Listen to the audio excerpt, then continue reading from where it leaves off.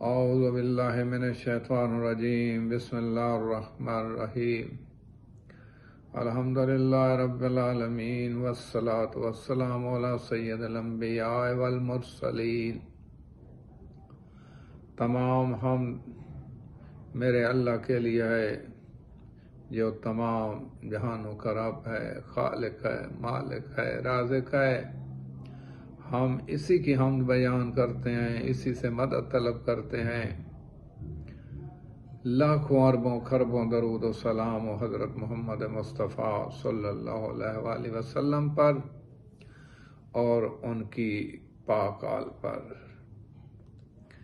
برادر محترم، ہمارا یہ جو سلسلہ چل رہا ہے قیام امام حسین علیہ السلام کے سلسلے میں،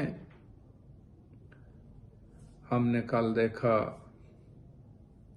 کہ امام حسین علیہ السلام نے کل جب حر ابن یزید ریاحی کا لشکر آتا ہے، ان کو پانی پلاتے ہیں، ان کے جانوروں کو پانی پلاتے ہیں، تو وہ امام حسین علیہ السلام کو کربلا کی سرزمین پہ لے آتے ہیں۔ امام حسین علیہ السلام آ کے پوچھتے ہیں یہ کون سی جگہ ہے؟ تو انہیں بتایا جاتا ہے یہ کرب و بلا ہے۔ تو امام کہتے ہیں کہ یہیں پہ خیمے لگاؤ، یہی ہماری منزل ہے، یہیں پہ ہماری قبریں بنیں گی، یہیں پہ ہم دفن ہوں گے۔ اور ہم دیکھتے ہیں کہ کربلا میں خیمے نفس ہو چکے ہیں، لیکن ابھی تک جنگ شروع نہیں ہوئی۔ یہ جو ہو رہا ہے اس کو یہ بتایا گیا تھا کہ ایک باغی آ رہا ہے، اس کو آپ نے جا کے روکنا ہے اور اس کو نہ واپس جانے دینا ہے، بس ایک جگہ پہ اسے مقیم کر دیں۔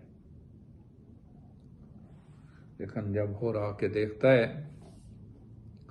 تو آگے تو نواسہ رسول ہوتے ہیں، لیکن امام حسین علیہ السلام یہ چاہتے تھے کہ خون روزی نہ ہو لوگوں پر، لیکن حق واضح ہو۔ دوسری طرف کوفہ میں عبید اللہ بن زیاد ہر لمحے پہ نظر رکھے ہوئے تھے، اور ادھر سے اس کو یزید کے احکامات بھی مل رہے تھے۔ جب اس نے دیکھا کہ حر اس طرح سختی نہیں کر رہا، تو اس نے عمر بن سعد کو 4000 کا لشکر دے کر بھیجا، کربلا روانہ کیا اس کو۔ تاریخ کے مطابق اس کے ابتدا میں تقریباً 4000 کا لشکر تھا، اور بعد میں بھی مزید لشکر آتے رہے ہیں۔ یہ عمر بن سعد کوئی لعنتی عام آدمی نہیں تھا، یہ وہ شخص ہے، یہ حضرت سعد بن ابی وقاص کا بیٹا تھا۔ یہ صحابی رسول کا بیٹا تھا۔ آپ یہ دیکھ لیں کہ کتنے صحابیوں کے بیٹے ہوں گے جنہوں نے قتل حسین میں شامل ہوئے۔ یہ ایک بااثر شخص سمجھا جاتا تھا، اور اسے لالچ دیا گیا تھا کہ اگر تم امام حسین علیہ السلام سے بیعت جزیز کی کروا لیتا ہے یا اسے شہید کر دیتا ہے تو تمہیں ایران کی گورنی ہم دیں گے، یزید تمہیں گورنر بنا دے گا۔ کوفہ والوں نے کیوں بیک پہ گئے؟ کچھ لالچ میں آ گئے، کچھ ڈر پہ آ گئے، ڈر گئے۔ یہ بھی اس لالچ میں آ گیا تھا، اور اس لالچ نے اس کو ایک بہت بڑے امتحان میں ڈال دیا تھا۔ جب یہ کربلا میں پہنچتا ہے تو سامنے تو کوئی باغی لشکر نہیں ہوتا، بلکہ رسول اللہ صلی اللہ علیہ وآلہ وسلم کے نواسے، ان کا خاندان، خواتین، بچے اور چند وفادار ساتھی ہوتے ہیں۔ یہ عمر بن سعد آ کے امام حسین علیہ السلام کی خدمت میں پیغام بھیجتا ہے اور کہتا ہے کہ آپ یہاں پہ کیوں آئے ہیں؟ یہ عمر بن سعد امام کو کہتا ہے کہ آپ یہاں پہ کیوں آئے ہیں، مدینہ کیوں چھوڑا ہے، مکہ کو چھوڑ کے یہاں پہ کیوں آئے ہیں؟ تو امام حسین علیہ السلام نہایت واضح جواب دیتے ہیں، کوفہ والوں نے مجھے خطوط لکھے تھے، اپنے نمائندے میرے پاس بھیجے تھے، مجھے دعوت دی گئی تھی کہ میں ان کے پاس آؤں،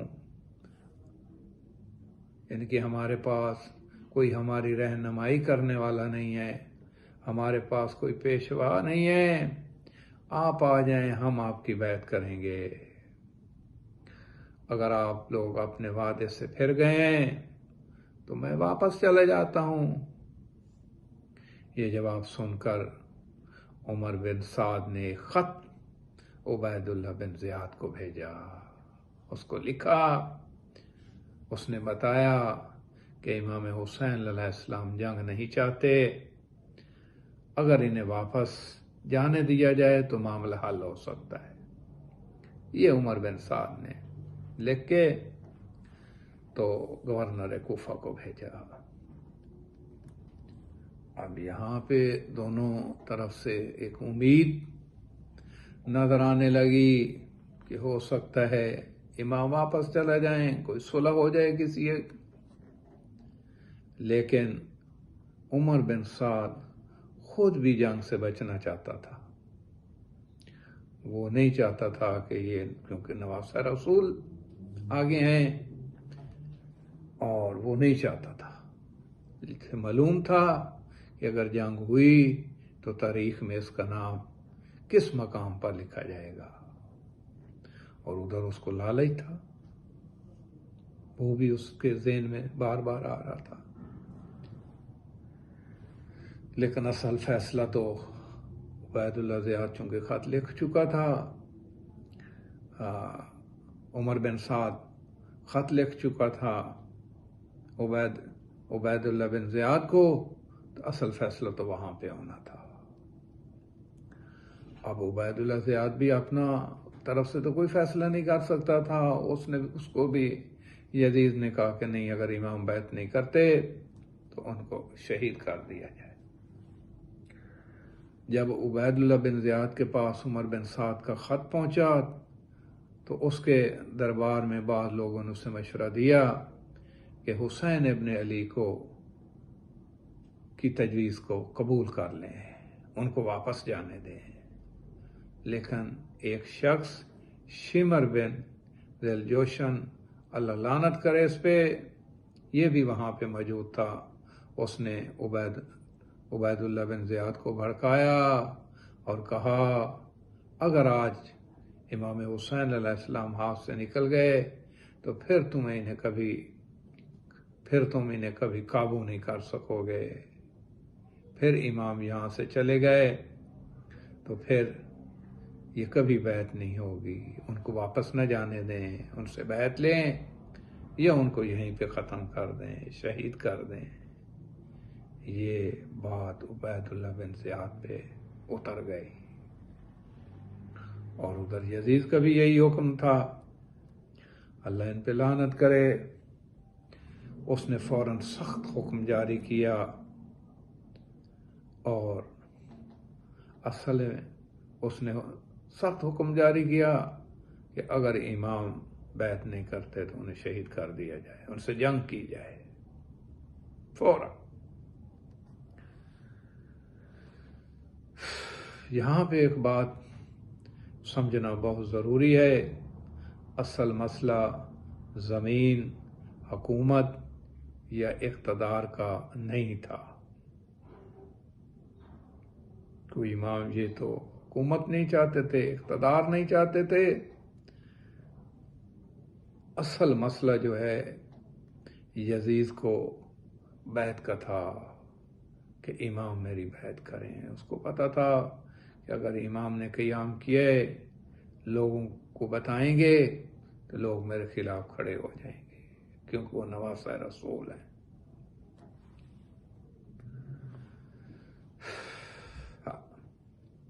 عبید بن زیاد نے پیغام بھیجا کہ حسین ابن علی سے کہو کہ وہ یزید کی بیعت کریں ورنہ سختی کی جائے گی۔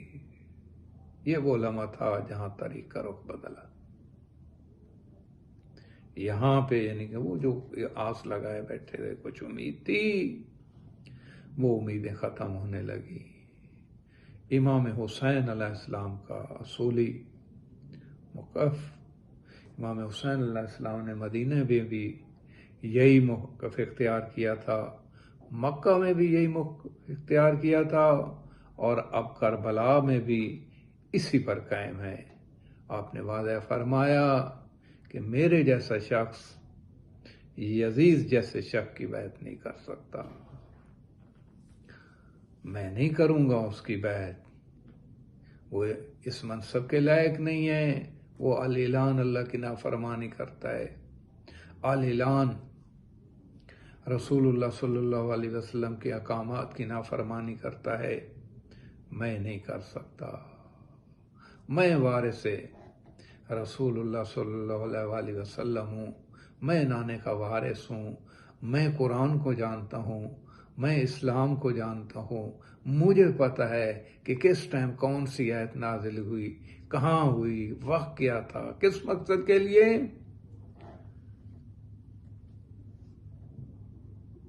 لیکن امام حسین علیہ السلام نے صاف انکار کیا کہ مجھ جیسا شخص یزید جیسے شخص کی بیعت نہیں کر سکتا۔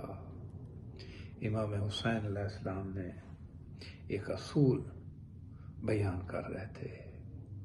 آپ سمجھتے تھے کہ امت مسلمہ کی قیادت ایک عظیم امانت ہے، اس منصب پر ایسا شخص ہونا چاہیے جو عادل ہو، تقوی والا ہو، دیانتدار ہو، اسلامی اقتدار کا محافظ ہو۔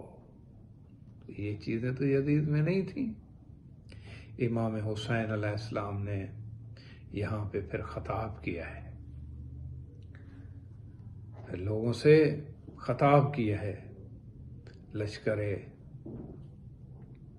جن کے جو لشکر عمر بن سعد لے کے آیا ہوا تھا یا جو لشکر ہور کے پاس تھا، ان سے امام حسین نے خطاب کیا، اے لوگو، اپنے دلوں سے پوچھو میں کون ہوں، کیا میں تمہارے نانا، کیا میں تمہارے نبی حضرت محمد مصطفیٰ صلی اللہ علیہ وآلہ وسلم کا نواسہ نہیں ہوں؟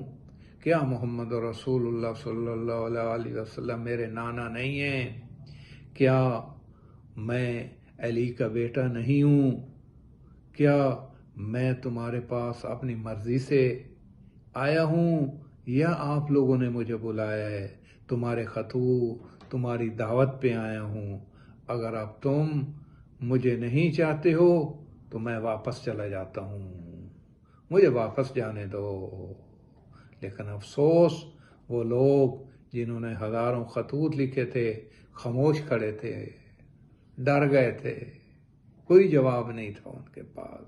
خوف اور دنیا کی محبت نے ان پہ ایک عجیب سختہ طاری کیا ہوا تھا۔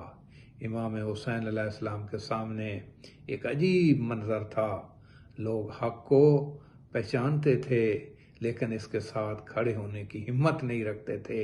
کسی کو اپنی جان کا خوف تھا، کسی کو اپنے عہدے کا ڈر تھا، کسی کو مال و دولت کی محبت روک رہی تھی۔ اس لیے بعد میں امام حسین علیہ السلام نے فرمایا، لوگو، دنیا کے غلام بن چکے ہو، دین صرف آپ کی زبانوں پر رہ گیا ہے۔ لشکر بڑھتا جا رہا تھا، عمر بن سعد کا کوفہ سے مسلسل نئے دستے آ رہے تھے، ہر گزرتے دن کے ساتھ امام حسین علیہ السلام کے مقابل لشکر کی تعداد بڑھ رہی تھی۔ دوسری طرف امام حسین علیہ السلام کے ساتھیوں کی تعداد محدود تھی، لیکن کہ ان کے ایمان، وفاداری اور یقین محکم میں کوئی کمی نہیں تھی۔ ان میں جناب حضرت عباس علمدار تھے، حبیب ابن مظاہر تھے، مسلم بن جوسہ تھے، زبیر بن قین جیسی ہستیاں تھیں، اور اہل بیت اطہار کے جوان تھے، اور دیگر اصحاب ہر حال میں امام کے ساتھ کھڑے تھے۔ وہ شہید ہونے کے لیے تیار تھے کہ یہی حق کا راستہ ہے۔ یہ ایک فیصلہ کن موڑ تھا۔ اب حالات اس مقام پر پہنچ چکے تھے، یا تو امام حسین علیہ السلام یزید کی بیعت کر لیتے یا پھر حق کے اصول پر قائم رہتے۔ امام حسین علیہ السلام نے دنیاوی مصلحت کی بجائے حق کا راستہ اختیار کیا۔ یہی وہ فیصلہ تھا جس نے کربلا کو ہمیشہ کے لیے زندہ کر دیا۔ دیکھیں، یزید کا نام و نشان نہیں ہے، لیکن امام کا نام زندہ ہے۔ میرے برادر، میرے عزیز دوست احباب، کربلا کا یہ مرحلہ ہمیں سکھاتا ہے حق اور باطل کی جنگ ہمیشہ تلواروں سے نہیں ہوتی۔ کئی مرتبہ انسان کے سامنے سب سے بڑا امتحان یہ ہوتا ہے کہ وہ حق جاننے کے باوجود اس کا ساتھ دیتا ہے یا نہیں دیتا۔ امام حسین علیہ السلام نے ہمیں سکھایا کہ اصولوں پر سمجھوتا کر کے حاصل ہونے والی کامیابی دراصل شکست ہوتی ہے، جبکہ حق پر ثابت قدم رہ کر دی جانے والی قربانی حقیقی کامیابی ہے۔ میرے دوست احباب، آخر پہ پھر میں آپ لوگوں سے ریکویسٹ کروں گا کہ جو امام کا مشن ہے، جو امام کی فکر ہے، وہ لوگوں تک پہنچائی جائے۔ امام کیا چاہتے تھے؟ وہ تو اللہ کے احکامات، رسول اللہ صلی اللہ علیہ وسلم کے بتائے ہوئے راستے پر لوگوں کو لے کے چلنا چاہتے تھے۔ وہ تو عمل بالمعروف نہی عن المنکر کرنا چاہتے تھے۔ وہ لوگوں کو انہوں نے تو یہ کہا تھا کہ میں تو امت کی اصلاح کے لیے نکلا ہوں، لیکن برادر آئے ہم دیکھیں ہمارے ہاں کیا ہو رہا ہے۔ یہ جو ہم 1 محرم سے لے کے پورا محرم کا مہینہ، پھر آگے سفر کا مہینہ، اس کے اندر جو لوگ ہمارے سے پیسے لے کے یہ سٹیجوں پہ آتے ہیں، بلکہ وہ ہمیں امام کی فکر نہیں دیتے، وہ کچھ اور ہی کر رہے ہوتے ہیں، کچھ اور ہی ان کا ایم ہوتا ہے پیسہ کمانا۔ وہ امام کا، یعنی کہ امام کے ذکر کو کاروبار بنایا ہوا انہوں نے۔ اس سے ہم آپ لوگوں سے ریکویسٹ ہے، علماء حقہ کی طرف رجوع کرو، ان لوگوں سے دور ہو جاؤ۔ یہ لوگ کوئی اتنے اچھی تبلیغ نہیں کر رہے، یہ کوئی اچھی فکر نہیں دے رہے، نہ کوئی اس کا فائدہ ہے۔ آئیں ہم سب دعا کریں، اللہ پاک ہمیں صراط مستقیم و ہدایت و ایمان پہ رکھے، آمین۔